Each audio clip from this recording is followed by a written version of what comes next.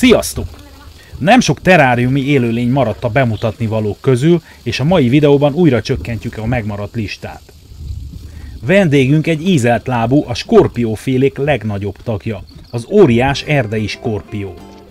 Ez a hatalmas pókszabású India és Sri Lanka trópusi erdeiben honos. Hossza elérheti akár a 23 cm-t, súlya pedig megközelíti a 60 g-ot. Persze az ekkora példány ritkább, átlagosan 10-15 cm között vannak. Zömök testét vastag kitin rétegek fedik, és hatalmas fogokkal rendelkezik. Mint minden skorpió, a növekedés során ezt a vastag kitinvázat időnként levedli. Azaz kimászik a régi vázából, és új külhámja megkeményedik a védelem érdekében. Színe sötét, a vöröses-feketétől a vöröses-barnáig terjed, de a fény felé tartva a kutikula kék vagy zöld fényben is pompázhat. A kutikula kifejezés eredetileg egy élő szervezet kültakarójának a legfelső rétegét jelenti, de a használatban kizárólag az ízelt lábak esetén fordul elő, és azok külső vázát jelenti. Az epidermisz, vagyis a bőr legfelső rétege, más néven a felhám termeli a kutikulát, és együtt alkotják az ízelt lábúak kültakaróját. Ezeket együttesen integumentumnak nevezik. Az óriás erdei skorpió mérge viszonylag gyenge, valószínűleg azért, mert a zsákmánya elejtéséhez nem azt használja, hanem a fogóit, amelyek annyira erősek, hogy képes elkapni és összezúzni velük a zsákmány. Tápláléka a sáskától a pókokon keresztül egészen más skorpiókig terjed. Mérge nem veszélyes az emberre, kisebb fajoknál enyhe bénító hatású, de azért valószínűleg az ember számára is kellemetlen tud lenni a csípése. Látása gyenge, a testén, fogóin, farkán és a lábain található kis apró szőrszálakkal érzékel. 16-20 kis fésűszerű foga van, amelyeket pektinfognak neveznek. A pektinfogakat jellemzően ápolásra használják, de valószínűsítik, hogy a természetben másra is használhatóak. Például a skorpiók a pektineket általában vegyi érzékelésre használják, amelyeket ingerekké átalakítva továbbítanak az agyba, ezzel is segítve a környezetük feltérképezését. Sűrű növényzettel borított, többnyire erdős, nedves területeken él, ahol szubtrópusi és trópusi időjárás uralkodik. Éjszaka aktív, napközben faodukban, rönkök vagy levélalmok alatt, üregekben vagy leromlott termeszdombokban rejtőzik, de akár az elhagyott patkány és ráklyukakban is meghúzhatja magát.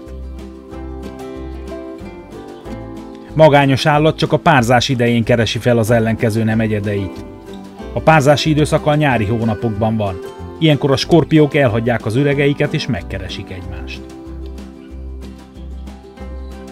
Amikor egy fogékony hím és nőstény találkozik egymással, a hím megragadja a pedipalpját, vagyis a nőstény szájrészét, és húzza maga után a földön.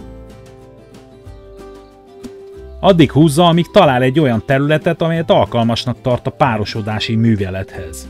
Ezután a hímivar sejtjeit a hasa végéből lerakja a földre, és ha a nőstény elfogadja, akkor ráhúzza az ivarsejtekre, hogy az egy hasán lévő póruson keresztül fel tudja szívni. A nőstény megtermékenyíti a petéket, és a vemhesség 5-8 hónapig tart, majd élő utódokat hoz világra, amelyek ezután a hátára másznak. Érdekes, hogy az utódok élve születnek, mint az emlősök. A peték az anyában kelnek ki még a születés előtt, ezt áleleven szülésnek nevezik. A kicsiket az anyjuk 3 hetes korukig hordja, az első vedlésükig, amikor már elég erősek ahhoz, hogy önállóak legyenek. A fiatal skorpiók 1 és 3 éves koruk között érik el az ivarérettséget.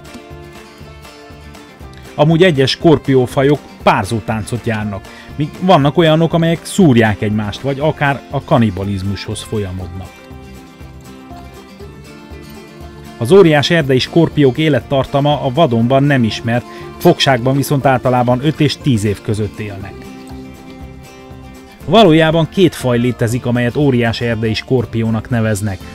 Az első a Gigantometrus swammerdami, vagy Heterometrus swammerdani titanicus, amely a mostani fajunk, míg a másik a Heterometrus spinifer, amely másik neve például az óriás kék skorpió, vagy ázsiai óriás skorpió.